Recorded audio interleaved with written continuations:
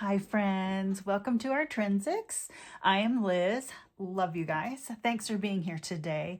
I'm gonna do another page to get this finished. This is a sketchbook. It's from the duck store actually. Oh my gosh, I didn't realize that. Anyway, my daughter gave this to me in 2017.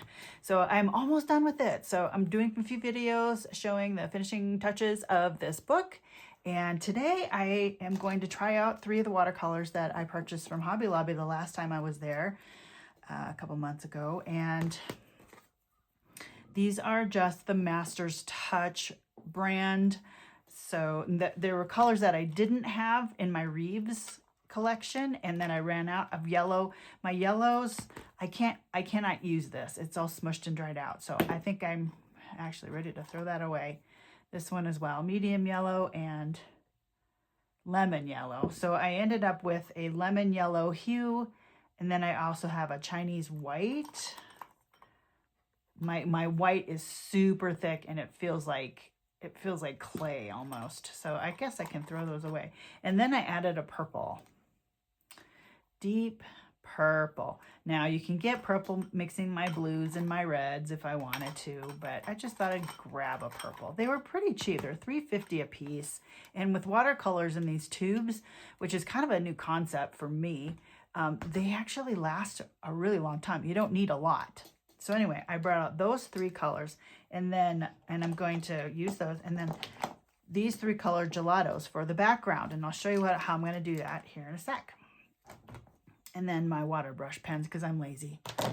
And then I've got paper towels too standing by, and a water squirter in case I want some drips or something. So in this book, I've got a bunch of little tabs, little pink tabs. And here's a tab right here. I also brought out pens for afterwards if I want to black line things.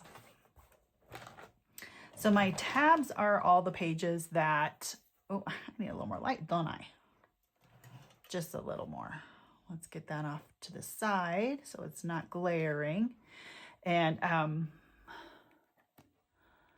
we'll see how long this light lasts. It doesn't, I forgot to charge it. We'll see. Anyway, the tabs are the pages that I still have yet to finish. You know, I just have a few left, in my opinion. Some pages don't have anything on the back. I don't want anything on the back because of it's what it is already, and I like it the way it is. So that's what I did. I also added a layer of gesso with this cheap stuff. This is just from Walmart, Royal Langnickel. Okay. Again, more of their products at Walmart, and they're not bad products. I haven't had too many complaints about them for myself. So what I'm going to do first is background this thing with gelatos. So I'm going to do 3 different colors. Do a little orange, and I'm going to do that smush technique. That's so fun. Let's see, smush it around. See how it goes with the gesso. Cool. Got a little layer there. Yeah, and this was just from a stamp set I had. So wipe that off. Next color, little pink. And I'm just doing a little bit of a background just to break up that white space because that's a lot of white. I mean, this book is a 9 by 12, I think. So it's a nice size if I want to do some framing things. Let's move my little tab too. Okay. I like that smush technique. And my thought right now, before I even get painting, is what do I want to paint? And last night I was thinking about, you know, what do I want to do to finish off another page in this journal, in this book, sketchbook / art journal. And I thought circles came to me. Kandinsky, those Kandinsky art circles. We'll see. That's kind of where I'm thinking, where I'm headed with the idea. And if it doesn't turn out, it doesn't turn out. And then I'm okay with that. Because in a sketchbook, you're not supposed to have everything figured out, right? It's just supposed to be experiments. I mean, I watch Helen Wells, and her sketchbooks are just filled with so much lusciousness, both sides. And she does prints of her things, and then she rips them up and adds them to different things. She's kind of amazing, Helen Wells. If you check out her YouTube channel, she has pretty short videos, and she's just very positive, quite positive. And she's a Brit, so you got that fun accent going for it. There's some clumps, isn't there? Let's just spread them around.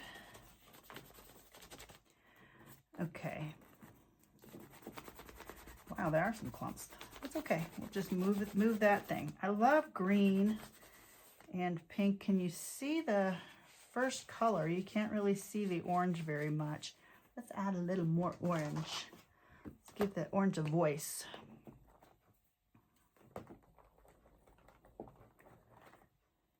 These are so old. Orange soda. Yeah, Jubilee was playing with these yesterday.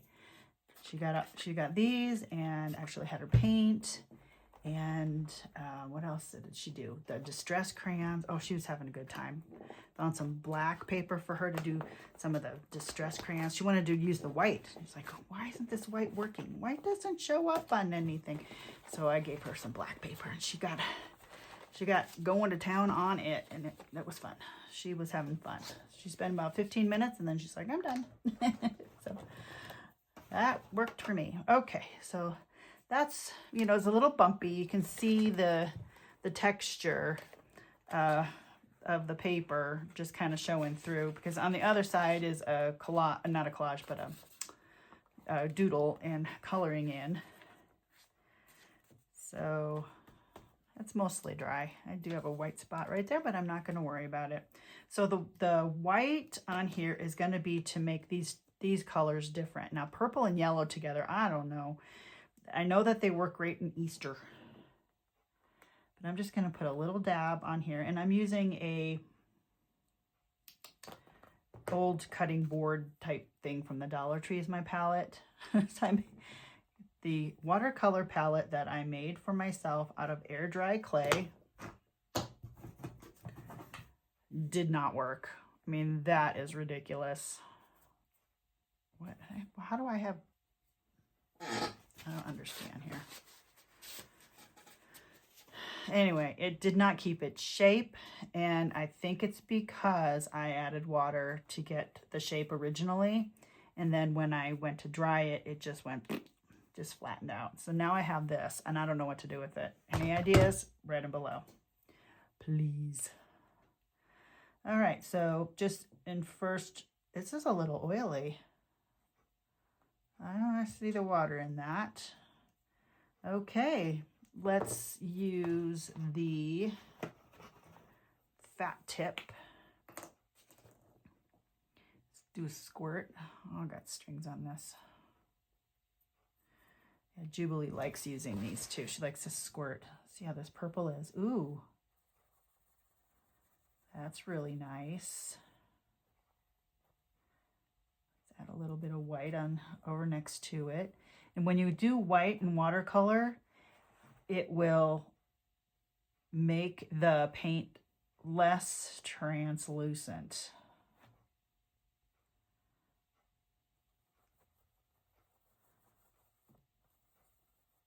So almost the purple and the yellow almost make a green. That's kind of fun. Yeah, look at that. It's like a taupe type of color. Interesting. And then I want to make a lighter yellow.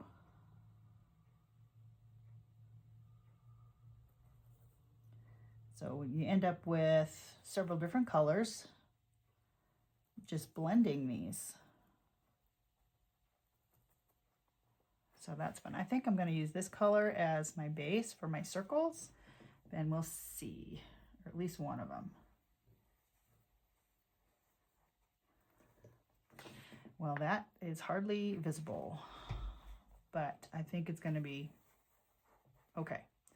It is going to be just fine. Because once I get done with the coloring part, I'm going to go ahead and add lines and such with pen. Let's see if I can get one up here. And we'll stick one in the middle. On Kandinsky, he had all of his in nice, neat rows. And it was a really fun exercise. We did it with kindergarten when we did our art walk years ago, and it turned out really cool. The kid did watercolor pages, and then they cut them out and then added different size circles on each other, and they turned out really cool. I do remember that from my days as a instructional assistant. Okay, dry time is a pain, so I'm going to be lazy and dab it dry with my paper towel because it's just kind of messy if I don't. It takes too long. I'm impatient. Now, where did my other brush go? I had 3 of these out. 1, 2. Ah, I see it. And let's see. This is the fine. That's the wide. I'm going to take all the lids off so I can see what I'm working with better. So medium tip. Let's go with a medium tip and do the purple. And Kandinsky, he also did cools. He went cool and then cools and warm colors. And that was an interesting experiment with the kids too, because we would help them figure out what colors had what it meant to have a cool color and what it meant to have a warm color. And what I'm noticing right now is the paint is almost resisting, and I wonder if it's because of what's underneath. You know, the waxiness of my gelatos. So here we have a learning moment. Teaching moment, if you will. And I shouldn't have did the swirl. Shouldn't have done that. Shouldn't have done that.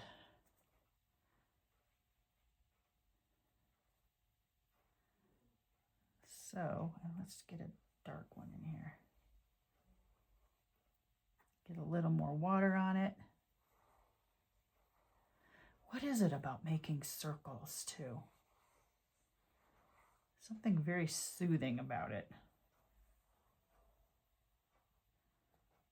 And let's put one up here. Don't have one down here. How about right here? The purple is really rich. I like that. I like the purple, the richness of that purple. And the background colors are fun. I do say I like the background colors, even if it is causing a reaction with the watercolor paint. So interesting. Okay. I remember being a little girl and discovering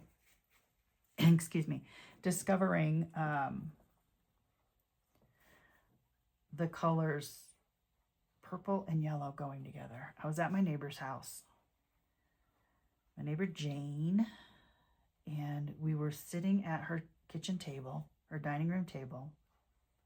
And it's funny because my dad built her house, but our houses were right next to one another, and my dad built her house and our house, and they were so different. Anyway, we were coloring in an Easter coloring book. And I remember finding a purple crayon and a yellow crayon and coloring purple right next to yellow and thinking, I like those colors together. And I must have been about 6 or 7. And this green is not even showing up. But I just remember that being a moment. You know, isn't it funny what sticks in your brain all these years later? And me as a creative now, it's just funny to have that memory pop back in my head.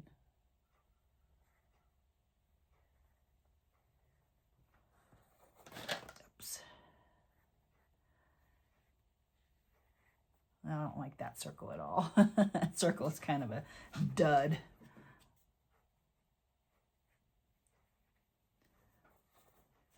Well, not every experiment is gonna turn out cool.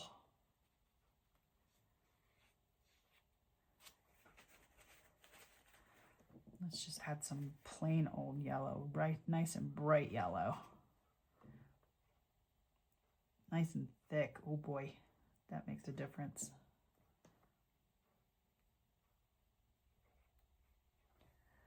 Yeah, that definitely makes a difference.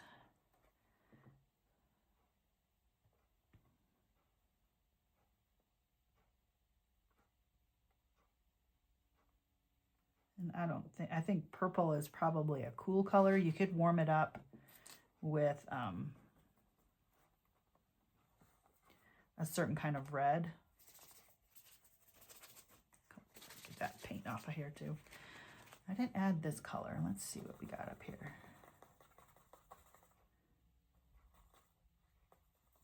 This purple, this light purple.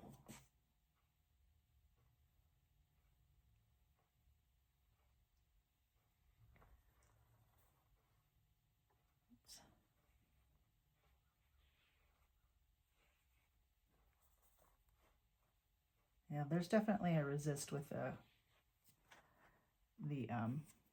gelatos on the background. But that's what we learned. We learned that gelato backgrounds will make a resist for watercolor. Yay! We can use that. We can use that in our arsenal of information for painting.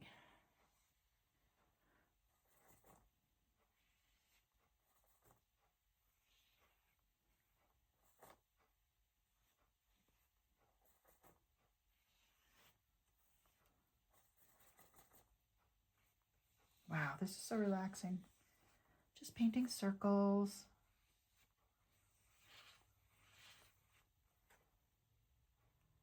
Interesting. Interesting. Let's see if I can just add some plain old white to some of it. What would that do? Or will it just blend right in?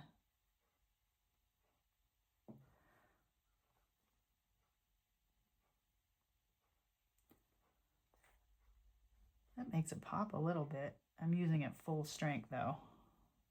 And on some of the stuff that's already dry. Yeah, white watercolor, don't use it very often. But if you want to change a hue, a lot of times when they say to use white when you're doing watercolor is just don't paint that space, you know, because usually you got a white background. Just don't paint it. You almost do a negative space with the white, like if you're painting clouds or something. What else would be white? A sheep. Actually, they're not very white, honestly. Well, this top one, I don't know if that's salvageable. Let's give this a white center.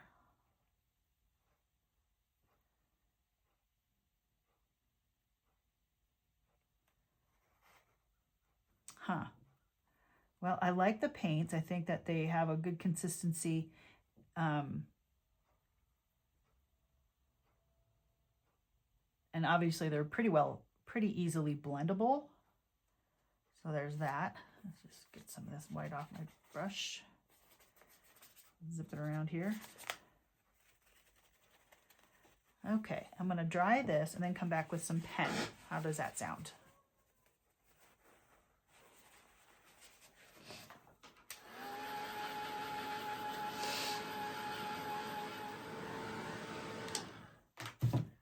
Okay, so with this now.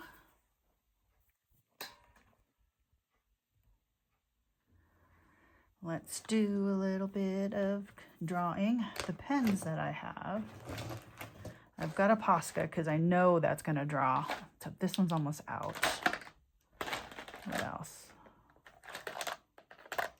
Got my Pizzy Art. I don't know if that's got any more ink in it. I have to check some of these pens. And Sharpie. We'll see about a Sharpie. But let's see. I also have these Tombos. So we're going to experiment with pens on this surface. And the fun thing about this is you can make a doodle. Oh, this works good. This is a good line. You can doodle. Ooh, I have gold and silver too. That would be fun.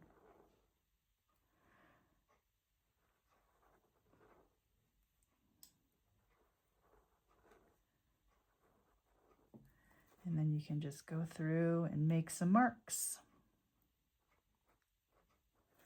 And you don't have to be neat about it because it is a sketchbook. Yeah, you want to make pretty things, but if you don't, that's okay. If it turns out pretty, it's a bonus.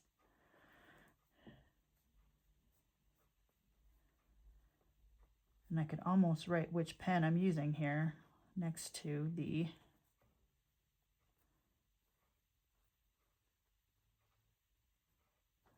circle.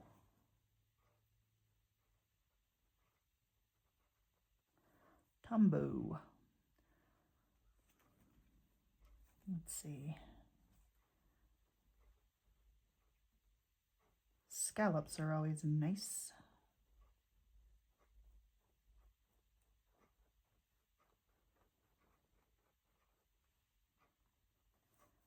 You know who's good at doodling is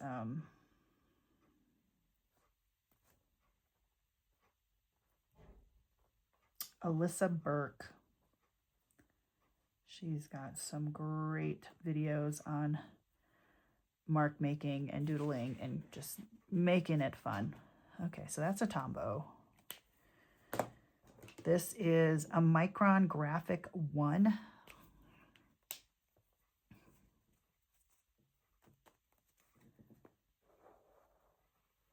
Ooh, also a nice line.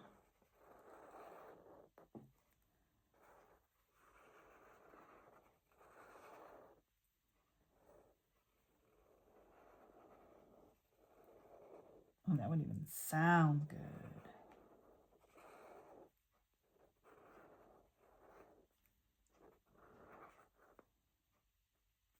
And that's on the white. Just as it kind of resisted on the white a little bit.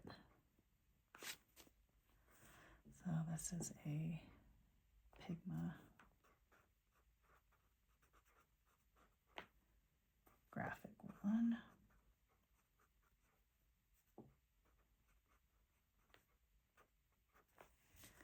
Pigma Graphic 1. Let's see what else I can do on this.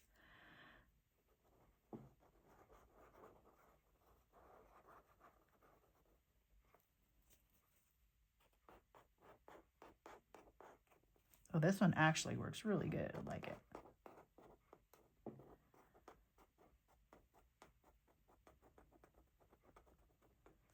Running out of space. Okay, I'm going to finish doodling these off of the camera, away from the camera, from filming, and then I'll come back at the end and I'll show you what I ended up with, okay? Sounds good.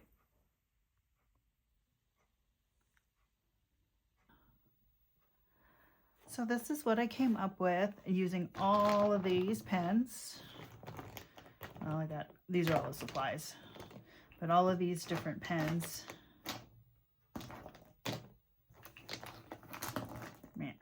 So yeah, all of this. And I wrote down what pen did what. And you can see the Jelly Roll did okay. It's not great. Did a white Posca down here. Used my gold and my silver. And basically I just did a few little things like circles and line or dots and lines. Did some more fun things in there, but I was getting to the point where this is taking too long. So it's a fun page. I really like how it turned out, especially with the different size lines. You've got your thin lines here. The micron, maybe because it's older, it didn't do very well. But my Sharpie fine point did okay. I was a little concerned about that because sometimes Sharpies just don't do well on paint. And you don't want to ruin them. My Elegant Writer really liked that. That one did really well. Pigma Graphic 1. My Pentel Energel, my very favorite pen. Not great on paint, on the thicker parts of the paint, but that's okay. I really like the effect. And the limited color palette too makes it easy to look at, and it's just fun. It was fun. And then I wrote on here the process. I did gesso first, gelatos next, watercolors for testing these watercolors, and then pens were our test too, to see if it would work on the surface. So that's the result. I think it's fun. I really enjoyed doing that, and it was a really quick way to just get some creativity down and a page filled up in my sketchbook. I mean, it's this thick. It's this thick, you guys. And I'm almost done. I'm almost done. Almost done with this book. And then I'll do a full flip and it'll be great. You want to get a closer look at these? Here, let's pull you down a skosh. See if I can get a better angle. Let's do the whole, I'll let you look from the top down. Okay, that's a little closer there. See how the pens reacted, and a little closer the background too.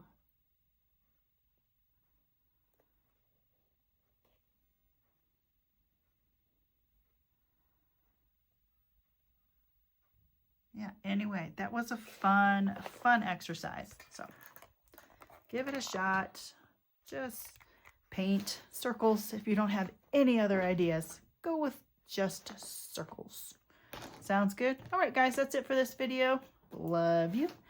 I hope you're having a great day. Take care and figure out what your intrinsics are. Do something creative today. If you can, I really hope you can. And we'll see you on the next one. Love you guys, and God bless. Bye-bye.